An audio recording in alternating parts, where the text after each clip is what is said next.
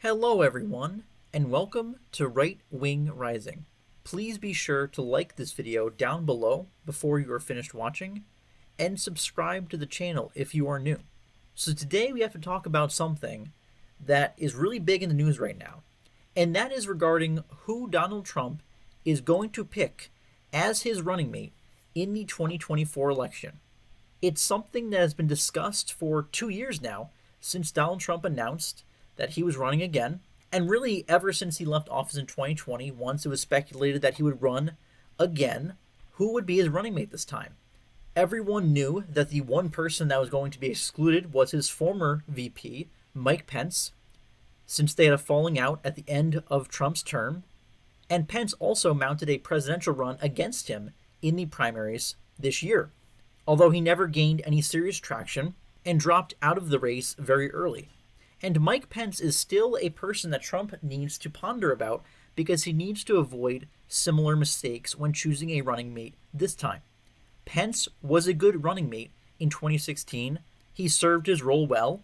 He did very well in the vice presidential debate. He also did well in the debate in 2020 against Kamala Harris. He absolutely destroyed her and clearly won that matchup and helped Trump bring on board conservative Christians that were unsure about his candidacy and potential presidency in 2016. A more conventional establishment Republican like Pence, who was an evangelical Christian, helped qualm some of those concerns about Trump. And as VP, he was fairly non-controversial. He usually was in lockstep with Trump and would put up a show of support for the moves that Trump was making, but really kind of abandoned him in the 11th hour after the 2020 election. So Trump will look to repeat his choice of Pence in the sense of looking for a strong running mate that will help him get over the finish line, unite the Republican Party. That is very important. It's the most important role of the VP selection, since the vice presidency is mostly a ceremonial role. But he also is going to want someone that he perhaps can trust more, that will be more loyal, and be an effective partner in helping to get that agenda passed through Congress and through the executive branch. Because Trump has a sweeping agenda for his prospective second term. He has a lot of things he wants to accomplish in 4 years, and he's going to need someone that will be a teammate and help him, not hinder him, in getting those line items passed. And there have been a lot of names circulated as to whom Trump is thinking of picking, and we have the RNC, that being the Republican National Convention, happening next week, starting on Monday. So we will know within the next week who Trump's pick will be, maybe even this week ahead of the convention. You never know with Trump. He tends to go off the cuff and do things a little bit out of pocket. And these rumors and reports of who's on the short list to be his VP, you don't know how much validity there is to these reports, but we at least know the people that he is considering, by and large, from advisors and other people in the know. So it's still worth taking a look at and going over the potential names to see who's most likely to be picked, but also weighing the pros and cons of each to see who he should pick to be his VP. And looking at this short list of names that have been discussed by the media, put out there by advisors and other people supportive of Trump or in his inner circle, we can see some of these names right here. One of those being Ben Carson, who was the Housing and Urban Development Secretary in Trump's cabinet in the first term.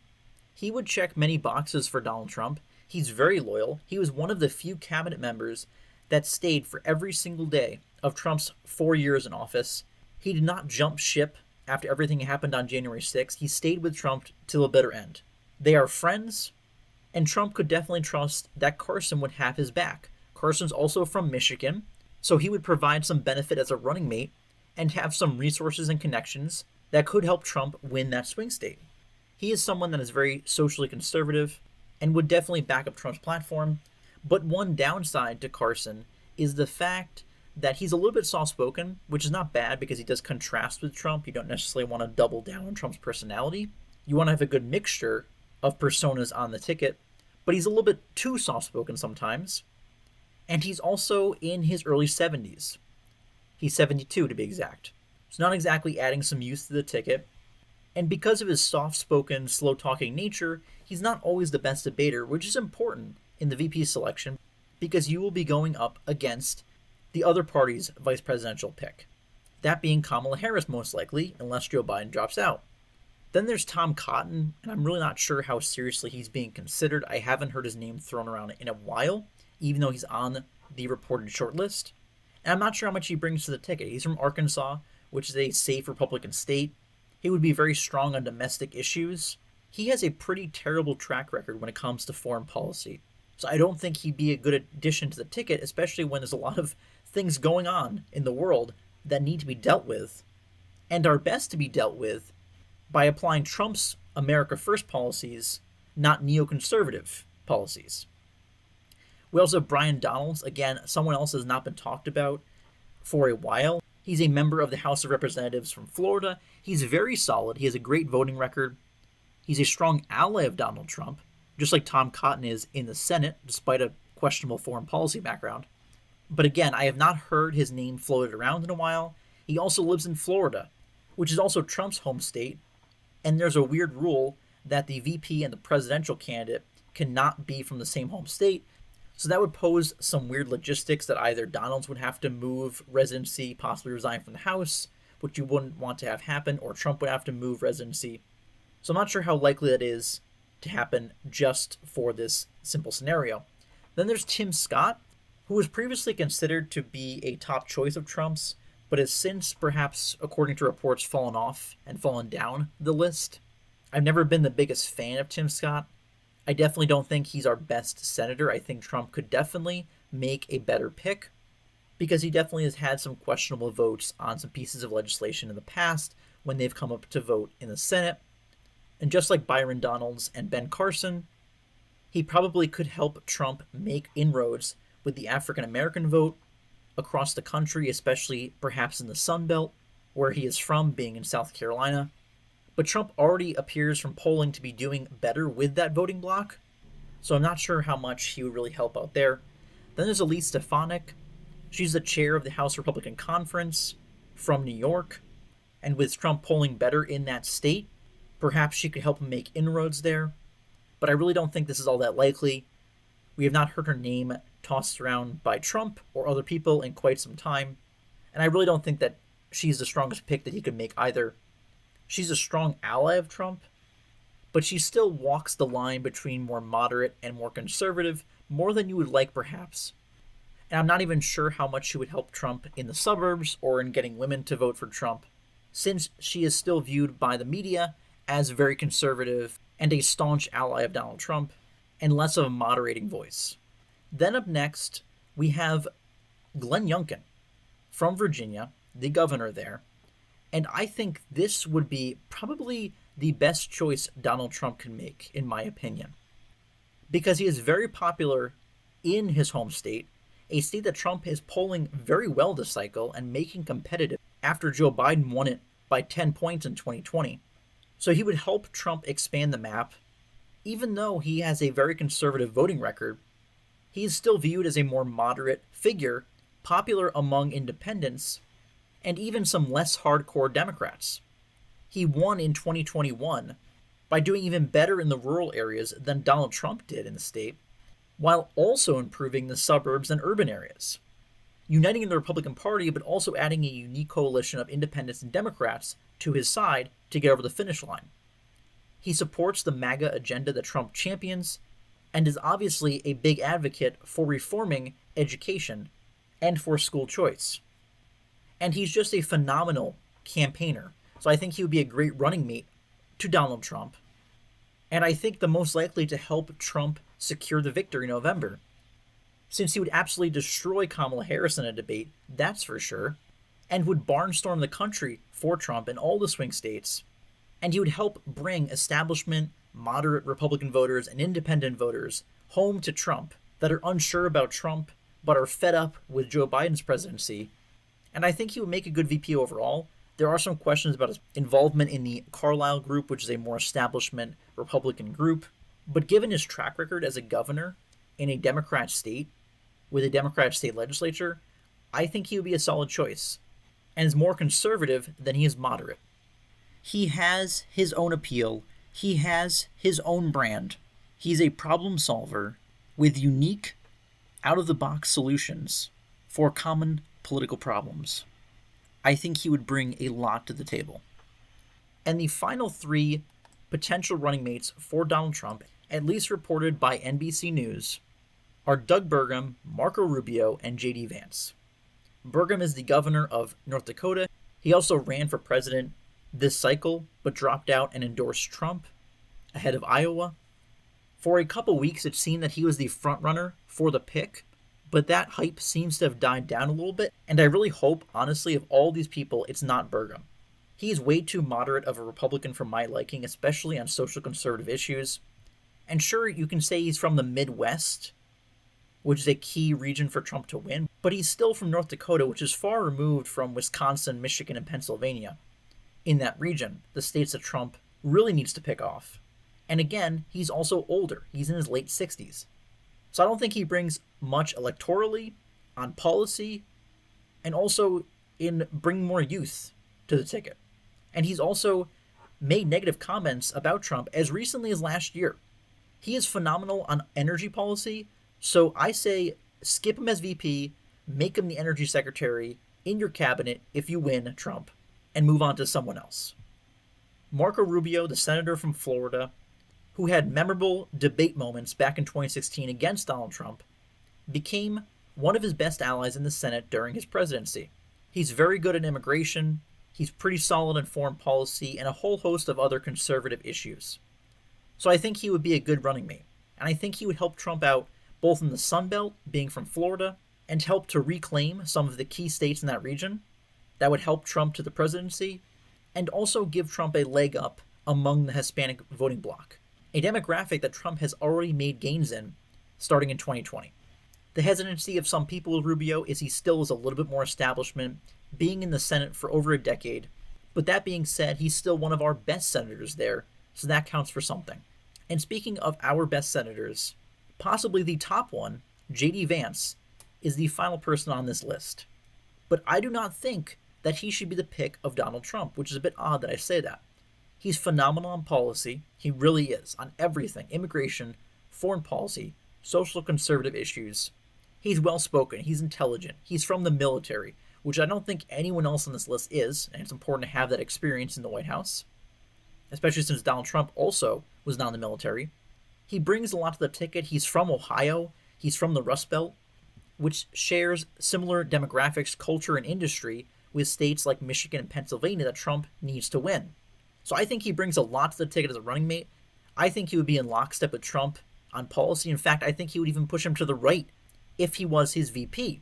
But I don't think he should be the choice for a couple simple facts. One, he's only been in the Senate for 2 years. Two, if he resigns from the Senate to be Trump's VP, he would most likely be replaced by a rhino establishment Republican like Matt Dolan, since the Republican governor in Ohio is a massive rhino in Mike DeWine. And third, I think it would be too much doubling down.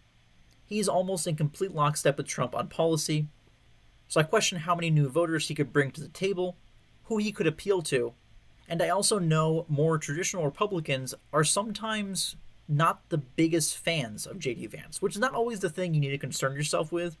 You want to get the best person in there, but I do question the pros and cons of putting J.D. Vance in a more ceremonial position like the vice presidency and taking his key, important, solid, and reliable vote out of the Senate, which is already filled with enough establishment Republicans that we need more J.D. Vances in the Senate, not less.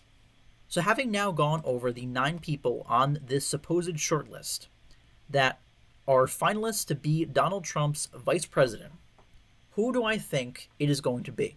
I think Senators Tom Cotton and Tim Scott not likely to be chosen, nor are Representatives Byron Donalds and Elise Stefanik.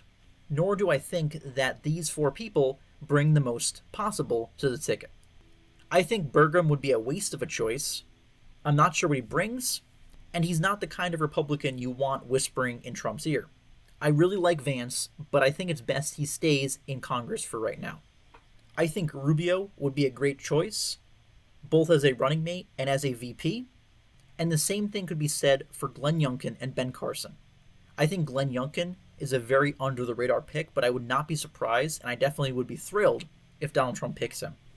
Another factor people need to consider that Trump might be thinking of is, does he want to pick his VP to be his successor, the one to carry on the movement after he finishes out his term if reelected as president?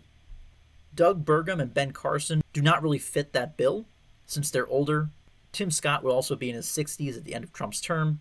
Tom Cotton is not someone you want to carry on the banner just for his horrendous foreign policy. And Elise Stefanik does not really seem like someone to be the leader of a movement. She just doesn't seem to have that personality or that X factor that you need to do so. The only ones that I could see being the heir apparent are Byron Donalds, Glenn Youngkin, Rubio, and Vance. On policy, I definitely would prefer it to be Vance, but with Youngkin's appeal, energetic nature, and campaign acumen, I could see him also being one that could take up the movement. That also might be controversial with some, because he's not perfect on everything, but we definitely could do a lot worse in a successor. But I'm not sure if that's what Trump is looking for, because there is no 2028 if we don't win in 2024. So it's not the most important thing. If we lose, Biden and the Democrats will do everything they can to pass amnesty, and Republicans will have a hard time ever winning a national election again. So I think the focus of Trump's is deal with 2028, make an endorsement for his successor when that time comes, if he wins, and just get the best person for the job to help him carry out a successful second term, someone that will be loyal to him. And for that reason, I think Ben Carson would be a fabulous selection. He's not going to run, he's too old, but he's loyal to Trump and would carry out the role well. Like I said, I also like Youngkin and Rubio for the role, but I think there's a strong possibility that Ben Carson is the pick, especially when it broke the other day that Trump just followed Ben Carson on Truth Social, his social media platform, and he is the only VP contender that Trump is following on that site. Now, this might be nothing. This might be pure coincidence, pure conjecture, but there might also be something to it, especially when we know that Ben Carson was one of the few people listed by people close to Trump as being vetted to be his running mate. And I think that Trump could make worse choices than Ben Carson. If I had to guess, I think he's going to be the guy that Trump selects. There's also a possibility that it could be Rubio, as this very day, July 9th, Marco Rubio will be appearing with Trump at a rally in Miami, Florida. But something just tells me that that seems too obvious for Trump to go out there and at that rally name Rubio his VP pick. I could be wrong, it could happen. But to me, a lot of signs out there, a lot of rumors, a lot of reports, and also just my gut is telling me that it's still more likely that Carson is the VP than Rubio. But either way, whether I'm right or wrong, we will know soon, and let's hope that Trump selects someone that will be a great running mate, a great VP, because you don't want a repeat of Mike Pence, who these days is too busy boasting his support for Ukraine and not supporting Donald Trump. You want someone who's going to stick by Trump, stick by his agenda, and stick by and stand up for the interests and concerns of the voters that will be voting for Trump this November.